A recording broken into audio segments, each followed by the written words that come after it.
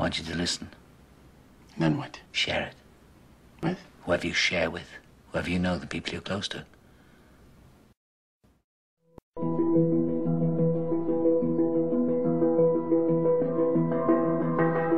Tonight's talk is consciousness, creativity, and the brain. And if you have a golf ball-sized consciousness, when you read a book, you'll have a golf ball-sized understanding. When you look out, a golf ball-sized awareness. And when you wake up in the morning, a golf ball-sized wakefulness. But if you could expand that consciousness, then you read the book, more understanding. You look out, more awareness. And when you wake up, more wakefulness. It's consciousness.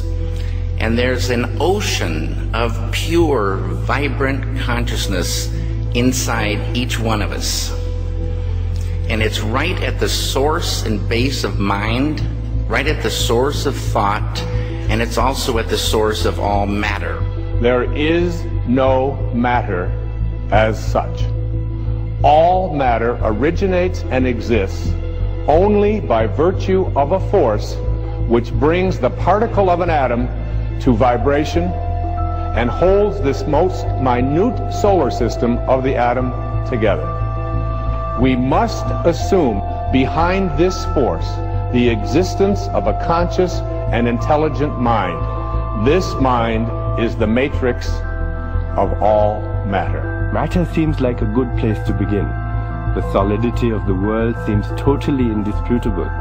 As a fixed thing that you can see and touch, your body is also reassuringly solid.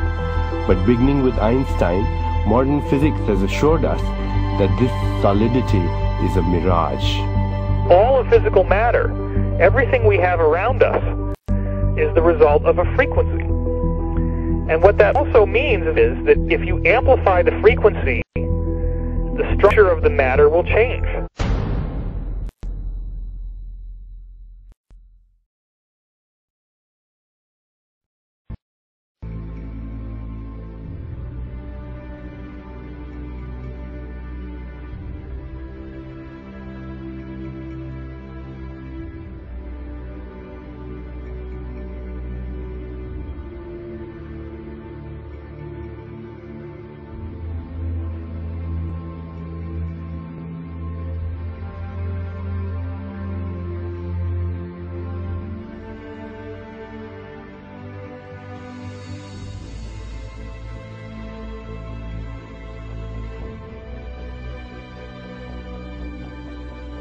The film you're about to see has no characters, it has no people.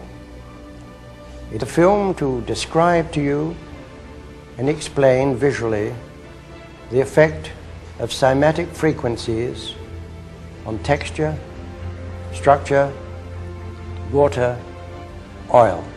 You will see many things that answer many questions. You will see living forms, living amoeba, almost animal-like creatures.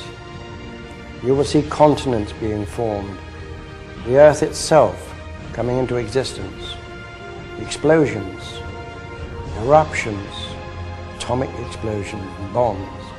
You can see all this and watch it before your eyes. But everything owes its existence solely and completely to sound. Sound is the factor which holds it together. Sound is the basis of form and shape. In the beginning was the Word, and the Word was God.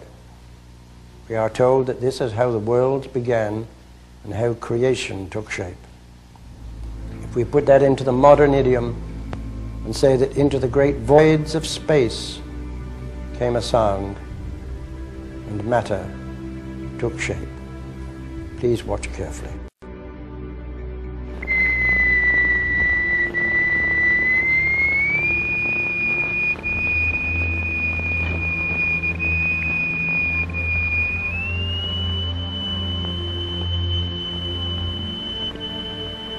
We can also use different shapes of state.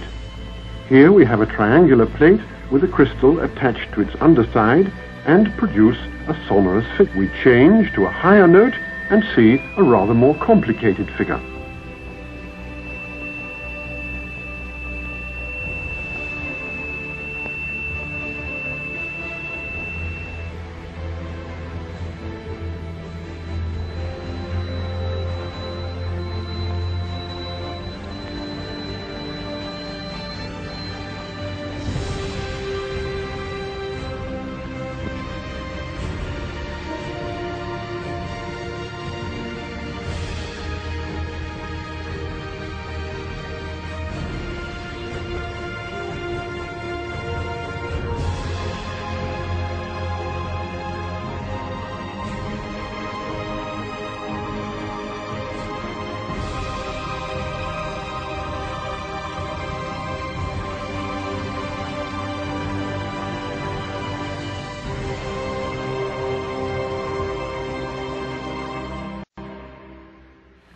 We use sand and lycopodium. The lycopodium moves to the center of the fields and takes up circular shapes. The sand forms the lines. Each material has its own special way of behaving.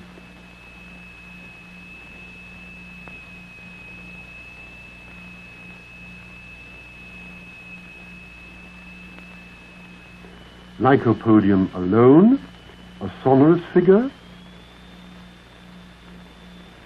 transition to a mobile flowing phase,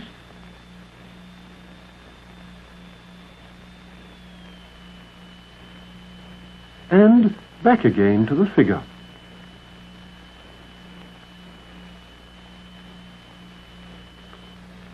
The sonorous figures represent stationary waves, but now we can also observe moving waves. Here the sand is flowing in a current. What is it that drives the rotational effect in our galaxies? What is it that drives the rotation of the planets? What is it that drives and impacts the rotation of Earth? In vibrating glycerin, we see continuous waves which form the queerest figures. And yet, the extraordinary things we see here are simply and solely the effect of vibration.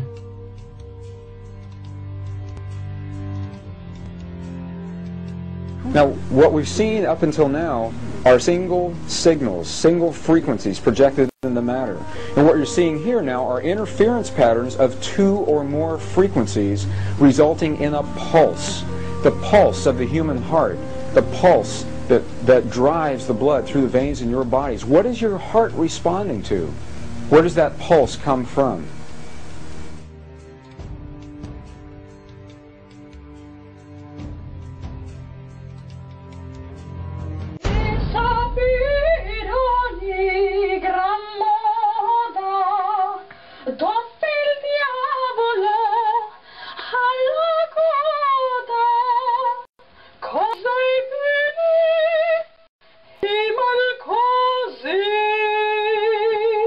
De sapere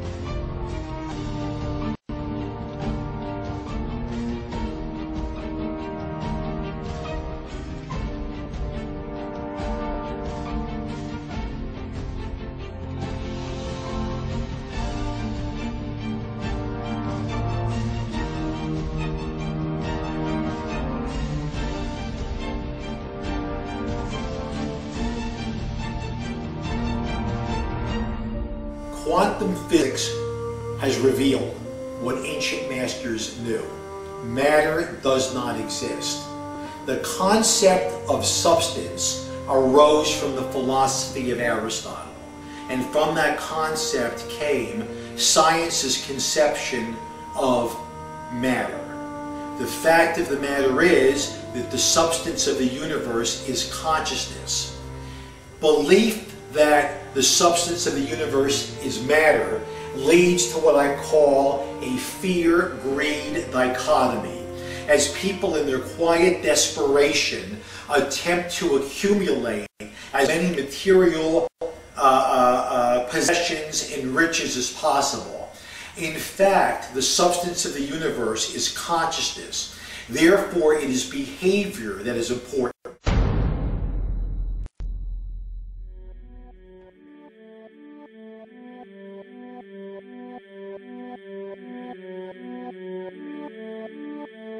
The life we perceive with our five senses is not reality. Quantum physics has shown that space and time are illusions of perception. Therefore, our bodies cannot truly be a reality if they occupy this space. Rutherford performed an experiment in Manchester that revealed him the shape of the interior of an atom. Scientists were shocked to discover that the atom is almost entirely empty space. The question then became, how could this empty atom possibly make the solid world around us? Our true consciousness does not exist in our brains or in our bodies. But this illusion of our individual bodies, along with the misinformation of our true origins, has manifested the idea that we all think independently from one another. Within this understanding, it would seem impossible to scientifically explain telepathy, clairvoyance, spiritual mediums, and other phenomena dealing with transferring information between sources without physical means of communication. But when you understand that there is a common spiritual bond between all things in the universe, and that we are all part of one divine intelligence, no phenomena is unexplainable. The blank matter within the most basic building blocks of perceivable existence is malleable and molded by intent. This means that consciousness shapes our reality. This seems difficult to accept for most, and it is quite understandable. In modern times, we are taught from an early age how to think rationally and tangibly. This is a very left-brain method of education, and it has more harmful effects than is given credit for. The left brain deals with logic, details, facts, patterns, practicality, science, and math, as the right brain deals with feeling, intuition, symbols, images, risk-taking, philosophy, and religion. With a deliberate push for government-controlled educational curriculums, generation after generation of the youth are being taught to focus only on the facts, figures, and numbers. Repetition is used to train children subconsciously to accept what they're learning. Children aren't rewarded for questioning the validity of the information they receive. They are ridiculed. However, the children who blindly accept the information as true and merely regurgitate the information on command when it is time to take a test, those children go on to become the decision makers in our government, law, medicine, business, and every other occupation with power and prestige. The most detrimental effect of being pushed away from holistic thinking with the full brain into a strictly left brain thought is what is known as the suppression of the feminine. Every male and female have both feminine and masculine qualities. It has nothing to do with man or woman. These are represented by the left and right brain, yin and yang, black and white, light and dark, and most every other duality. Both are vital to our spiritual and physical health.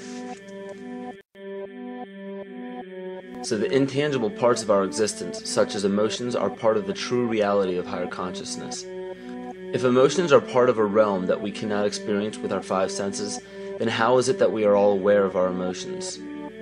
What most people believe to be emotions are not truly the emotion itself. What we are experiencing is the physical manifestation of these emotions. Anger causes disturbance in the psyche, which manifests itself in the ego. These manifestations cause the heart rate to increase, body temperature to rise, and spawn many other physical traits that signify anger. Just as music from the radio is a physical manifestation of an intangible signal, our experience of emotion is the physical manifestation of an intangible signal as well.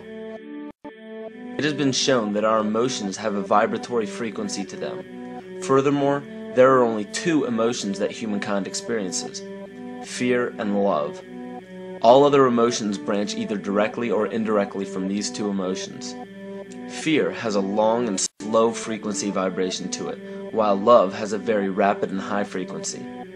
To show that vibration is the very foundation of existence, Hans Jenny developed what is known as cymatics in the 1940s to show that when vibrations of sound are passed through a form of media, there is a set pattern that will follow. When the frequency increases, the media develops into a more complex pattern. Precisely what is happening to our Earth and to humanity. There are 64 possible codes of amino acids in our DNA structure made from 4 elements: carbon, oxygen, hydrogen, and nitrogen.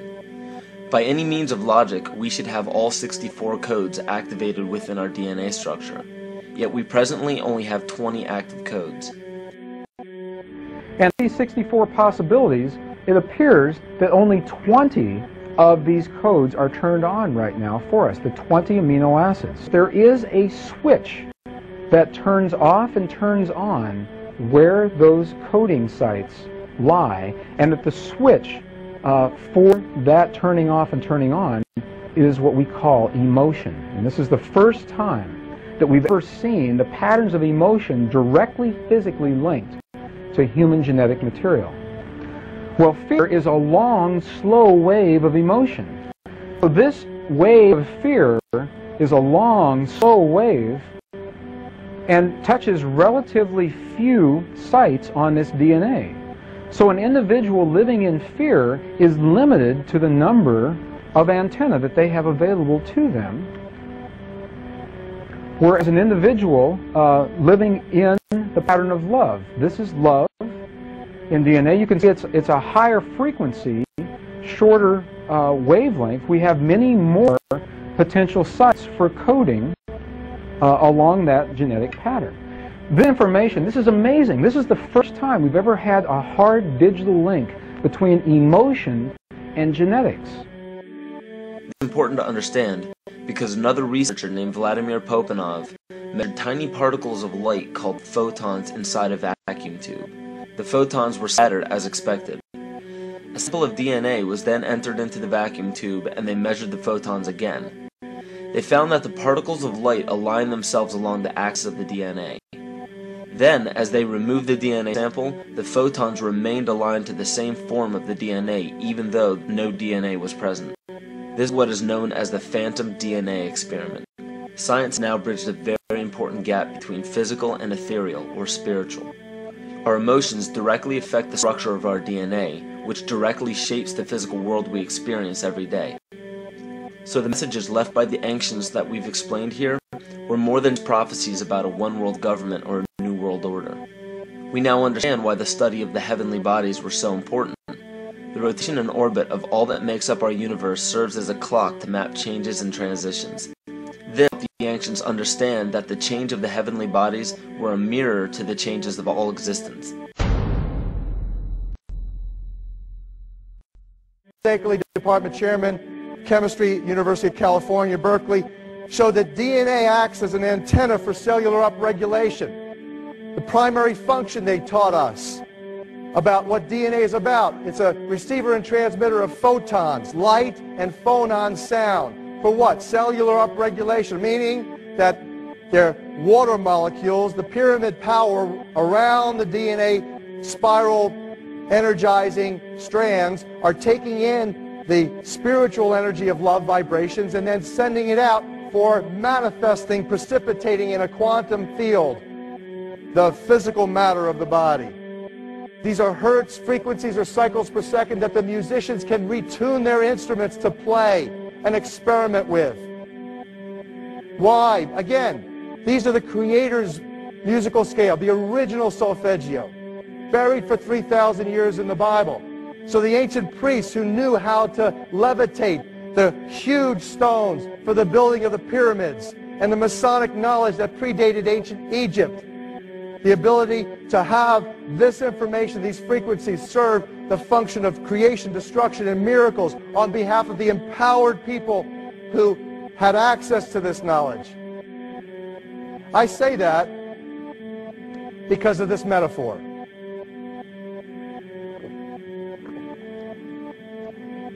This is the difference between the power of our Creator and anything else, particularly evil. That you can go into a pitch black room full of evil, full of darkness, and light a little candle, and instantly that darkness flees. But you can't do the opposite. You can't go into a well-lit room full of truth and wisdom and righteousness and joy and health and harmony with the universal power. You can't take any amount of darkness and go into that well-lit room and have any effect whatsoever. That is the metaphor which I frequently think of when I think that I'm not empowered. It is the greatest lesson for me, and I think for everybody else, to know that we're on the winning side and that we win in the end. As you are watching this, understand that it is not a fight to be fought. It is not a war to be waged. No gun rights have to be exercised. Not a finger has to be lifted. Most people wonder how one person can make a difference. They ask that if all this is so simple and this information is available, why hasn't someone else conquered their fears and changed the world for everyone else? This is the most difficult and beautiful conundrum to our lives. Your reality affects you and only you. Your curiosity has led you to this genre of information to serve a very specific purpose in your life.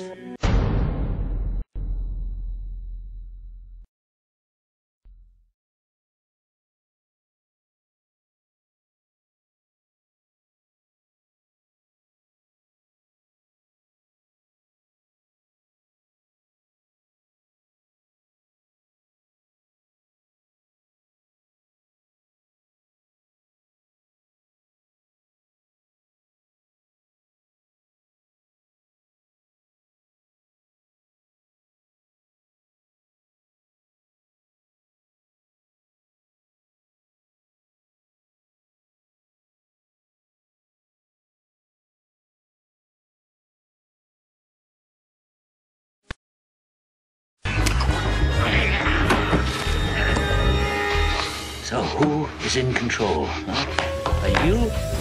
Am I? Guards outside? The warden in his office? Yeah? Who's in control? Testing, testing, testing. 1, 2, 3, 4. Dr. Ethan Powell interviewing Dr. Theo Calder. Now, this will be a very simple test. Pass or fail, life or death. You ready, Joe? Now, you write on this paper what I have taken from you. What have you lost? Write it! Write it! Wrong! You never had control. You only thought you had it. An illusion, tabby bourgeois. What do you control? For sure. Huh? The volume in your stereo, the air conditioning in your car. What else? What else? All right. Another chance. You were nervous. Too much pressure. Try again. What have you lost? What did I take? Write it. Write it!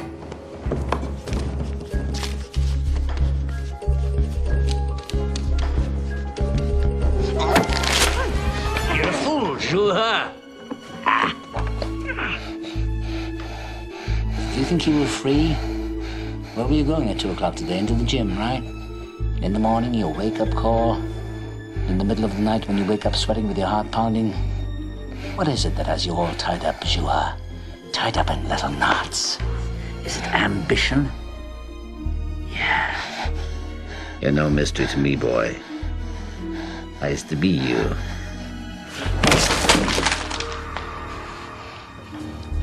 Okay. One last chance. You think I won't do it? That's one psychiatrist less to the world. I'm already deep in the pit, so what can they do to me? Last try. Get it right.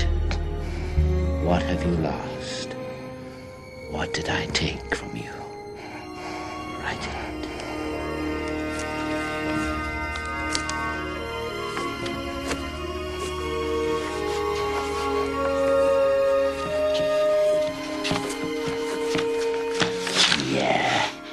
Congratulations.